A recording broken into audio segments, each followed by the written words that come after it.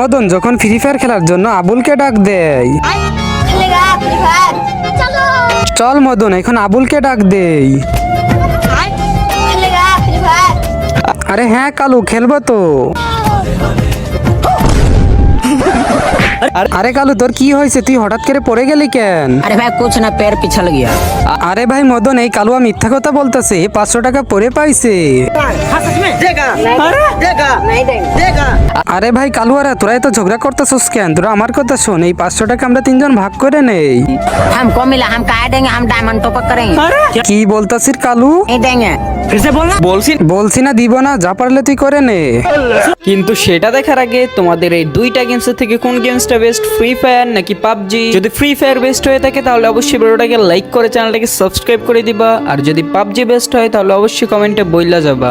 শোনো শোনো গ্রামবাসীরা, এখানে 500 টাকা পড়েছিল আর সেই 500 টাকা কালু পাইছে। এখন এই 500 টাকা কার?